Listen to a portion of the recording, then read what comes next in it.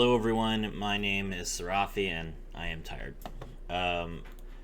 So I got done farming to make my Chimera list finally. Clear World's going to take a little bit longer, it still has 20 URs. But this is exactly what the Chimera list is all about, so this game was really good. So I hope that you guys enjoy the replay, and I'll kind of explain what the deck does and what you can look forward to when I'm ready to stream it, which will probably be either later today or tomorrow. So here's our opening hand. We have a Mirror Sword Knight, which is a fantastic monster. This card is absolutely crazy. UR does not even begin to describe how many things this deck goes through. Evil Hero Sinister Necrom, this is a one of, but it's a fine card. You can use it to fusion summon whatever you want because it's a fiend. Called by the Grave for Interruption. Chimera Fusion is our main fusion card, and then we have Deception of the Sinful Spoils, which represents the starting point of our Azamina combo, which is excellent. We need this one card to start basically draining all of our opponent's resources before we even start playing the game. So, start things off, we're going to activate Deception. Then we're going to use the effect Tribute the Necrom to add the Hallowed Azamina from deck to hand. We activate the Hallowed Azamina, which allows us to reveal an Azamina fusion monster and send our Deception of the Sinful Spoils from from field to graveyard to special summon that monster as if it was fusion summoned. So here comes our Azamina Mu Raciliago. Mu Raciliago's effect, when it's summoned, we get to add a Sinful Spoil spell or trap, which is going to be our wanted. Activate wanted to add our one copy of Diabellstar the Black Witch. Then we send the Raciliago to special summon Diabellstar the Black Witch from our hand, allowing us to set a second copy of Deception of the Sinful Spoils from our deck. There's nothing that stops you from activating Deception of the Sinful Spoils multiple times per turn. It just can't use its effect more than once per turn. So we're going to activate it. Then we'll activate the Hallowed Azamina's effect from the graveyard. We return the fusion monster to our extra deck to return to our hand, and then we activate the Hallowed Azamina again, and we're going to send the second copy of Deception of the Sinful Spoils in order to special summon the Azamina Ilia Silva, which is an Omni-Negate. Alright, now you might wonder, what was the point of that? You could have just fusion summoned Sylvia for the start. Well, now we have an additional body on the board with Diabellstar the Black Witch, which will allow us to do some additional link summoning. We also have Wanted Seeker of Sinful Spoils in the graveyard, which has the ability to shuffle back one of our continuous spells from our graveyard to draw one card. So, useful interruption regardless. Alright, we activate the effect of Sinister Necrom from our graveyard, and we're going to special summon Evil Hero A Dusted Gold from our deck, which allows us to special summon Fiend's Requiem, because Evil Hero A Dusted Gold is a light fiend monster. Typically what you do with Evil Hero Sinister Necrom is you send it to the graveyard with the effect of your Burfomet, which is one of our fusion monsters. But we opened it in our opening hand, so we didn't need to do that. You can also search it off of Gazelle. Alright, we're going to special summon Lockroom of the Crimson Tears from our deck. Lockroom of the Crimson Tears, mill the Engraver, and link off into Fiendsmith Sequence. Fiendsmith Sequence effect. Now, we're not going to make Desiree here. We could make Desiree and get an additional Omni-Negate, but, I mean, we already have one. So, rather, we're going to activate Lacrima's effect to bring... We're going to fusion summon Lacrima, use its effect to bring back Engraver, and then we're going to use those three monsters to make a 3-material Appaloosa Bow of the Goddess. I like this better. It gives you more ways to stop your opponent from activating effects in the hand, which is really useful. And when you combine that with Chimera, Chimera already has the ability to hand rip, so it kind of works out pretty well. Alright, now, after we've gotten an Omni-Negate and 3 Monster Negates on the board, now we are going to start with our actual Chimera plays. So we normal summon Mirror Sword Knight, and we're going to attribute it to special summon Big Wing Burfomet from our deck.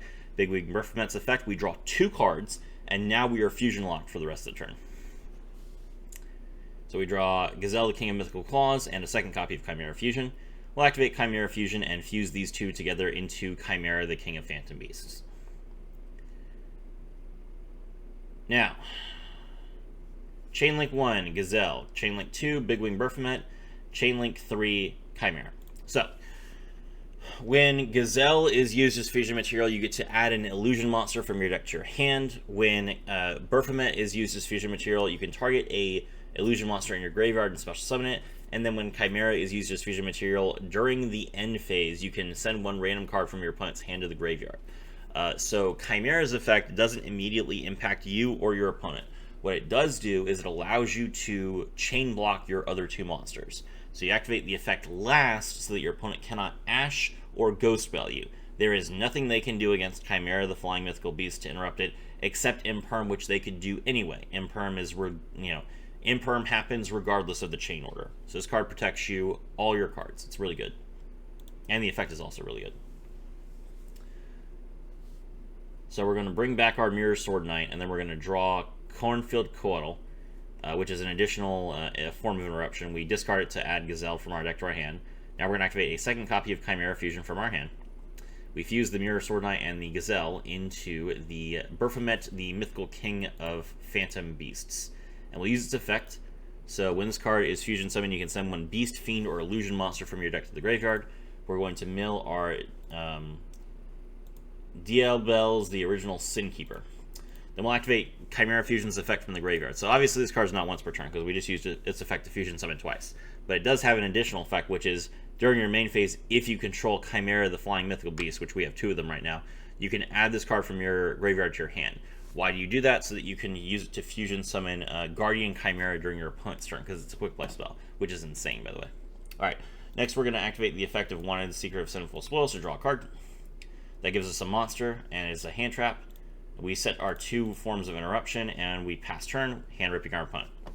So what do we have on board? We have 3 monster negates with Appaloosa, Bow of the Goddess. We have Ash Blossom and Joyous Springs to interrupt our opponent. We have Called by the Grave to stop any sort of attempts to stop our effects. We have Chimera Fusion, which represents a Guardian Chimera to destroy 2 cards on the opponent's field and draw us a card, but only if we don't use Ash Blossom. We have an Omni Negate, and then we have 2 Revivals. So if we send... Before we talk about the Revivals, we also have 2 graveyard effects. Mirror Sword Knight and Cornfield Coatl. Cornfield Coatl allows us to negate the activation of a card that targets a card we control while we control Chimera, the Flying Mythical Beast. And Mirror Sword Knight allows us to negate the activation of a monster effect that activates on the opponent's field while we control Chimera, the King of Mythical Beasts. So either way, we have 2 monsters that have this name, so we don't have to worry about our opponent removing one of them. We dodge Imperm, we dodge, a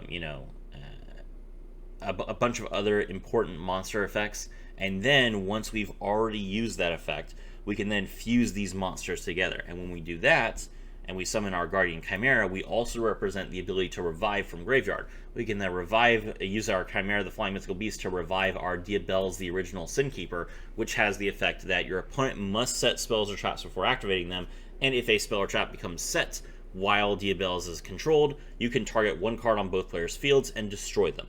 So that allows you to basically stop one of your opponent's spells from ever going off. Very good form of interruption. Let's keep going. Alright, we hand rip our opponent, rip out one of their traps from their Gladiator Beast deck. The opponent draws, and they are going to activate the effect of Gladiator Beast's comeback, which we're going to negate. Don't want to deal with him summoning like a high-level Gladiator Beast and going into Tamer Editor. He activates Gladiator Proving Ground. We could Ash this, but I decided not to because I decided Guardian Chimera was more important. Then he activates a second Gladiator Beast comeback, so apparently that's not once per turn. Good for him that he opened 2 of them. Special summon Adderix, and then he's going to use the effect of Gladiator Beast Justel in his hand, reveal 1 Gladiator Beast, and special summon both. We are obviously going to Ash Blossom that. Or not Ash Blossom, Appaloosa that.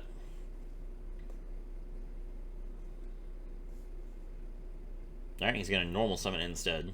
And now we'll activate Chimera Fusion. At this point, we remember that we can't use both versions of Chimera here, so we do have to go Appaloosa, which I was not expecting, but that's because I'm bad at the game. Guardian Chimera's effect, we draw 1, we pop 2. Pass, effect of Chimera to revive our Diabel's. That gives us lethal.